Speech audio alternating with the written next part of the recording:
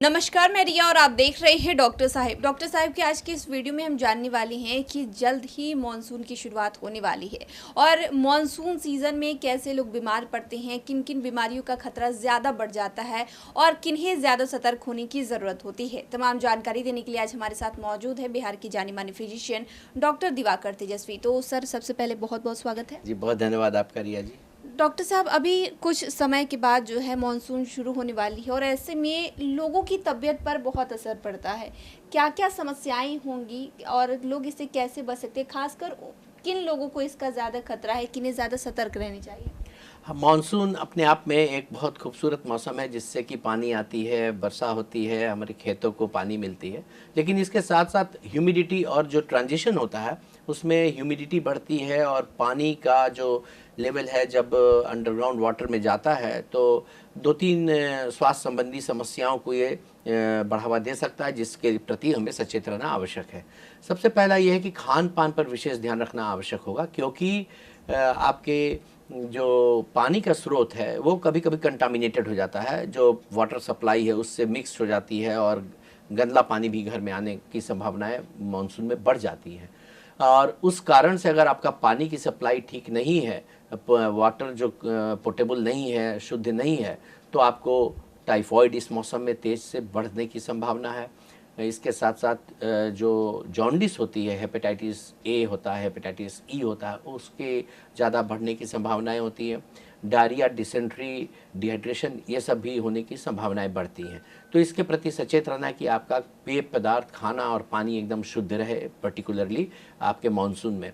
पानी बढ़ने के कारण से और मानसून के सीज़न की ह्यूमिडिटी के कारण से फंगल इन्फेक्शन शरीर में जब पसीना रहता है शरीर में, क्योंकि आर्द्रता बहुत ज़्यादा रहती है, तो उससे फंगल इन्फेक्शन होने की संभावनाएं रहती हैं। तो अपने अंडर गारमेंट्स को साफ़ करके रखें और अंडर एरियाज में एंटी फंगल डस्टिंग पाउडर का प्रयोग ज़रूर करें, जिससे कि आपको फंगल इन्फेक्शन नहीं हो। इसके साथ साथ देखा गया कि बहुत बार इस चेंज ऑफ सीज़न में और ह्यूमिडिटी इतनी बढ़ती है, उस कारण से खांसी और हफ्नी की शिकायत भी बढ़ जाती है। तो जिन लोगों को अस्थमा है उन लोगों को भी सचेत रहना आवश्यक है। विशेषकर इस मौसम में वैसे लोगों को सचेत रहना आवश्यक है, जैसे छोटे बच्चे हुए जो बाहर खाने जा रहे हैं, उन लोग को भी जो एक्टिविटी बाहर में आउटडोर है और खाना पानी बाहर का लेते हैं, उन लोगों को बहुत सचेत रहना अपने खाने के प्रति।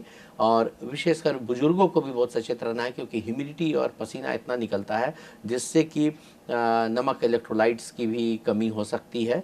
तो अपने खान पान पर और अपने बॉडी के रिहाइड्रेट करते रहने पर विशेष ध्यान रखना है।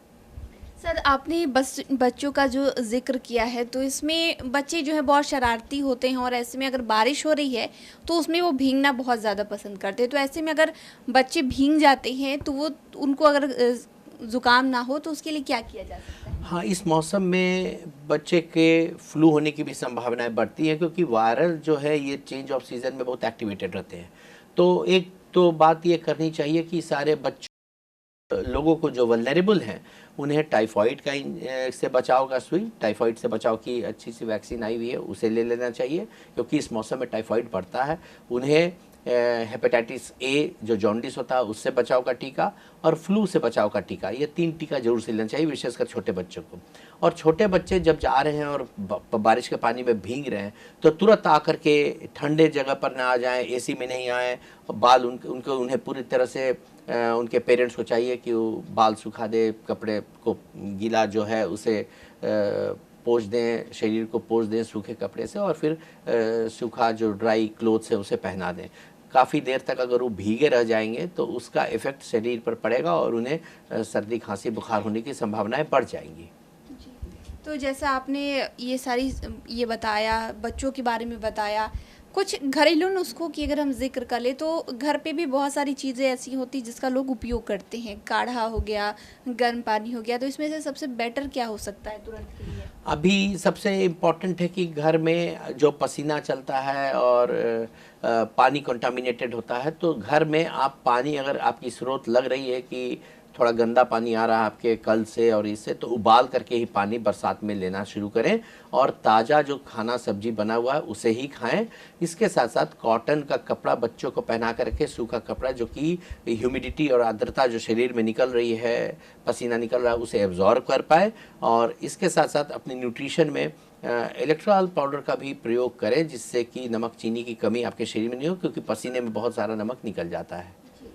तो शुक्रिया डॉक्टर साहब जो आपने बताया कि बरसात के मौसम में अपना और अपने घर वालों का कैसे ख्याल रखना, उसके लिए बहुत बहुत शुक्रिया जी, बहुत धन्यवाद आपका। तो आप डॉक्टर दिवाकर तेजस्वी को सुन रहे थे, जिन्होंने हमारे साथ जानकारी साझा की है कि मानसून के मौसम में हमें अपने आप को कैसे सुरक्षित रखना है।